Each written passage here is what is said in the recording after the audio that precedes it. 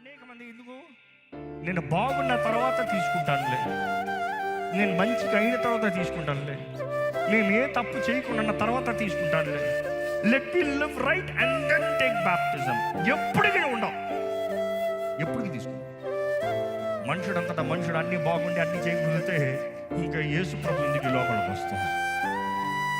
మనంతా defective piece అండి. పడిపోయిన ఆదాము స్వభావం, ఆ బీజం లోపల ఉంది.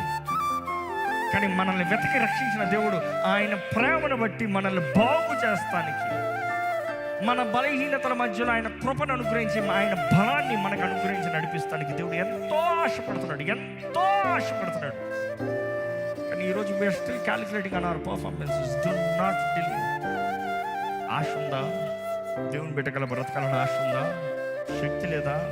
ఆ దేవుని దగ్గరికి సమర్పించుకో. దేవుని దగ్గర ఉన్న పాటలే సమర్పించుకో. దేవుడు ఎవరిని పర్ఫెక్ట్ అయిన దగ్గర రా సమర్పించుకోవట్లే.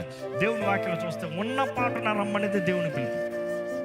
ఇదే రక్షణ దినం, ఇదే అనుకోని గడియ, నేడే రక్షణ దినం. ఏమాత్రం ఆలస్యం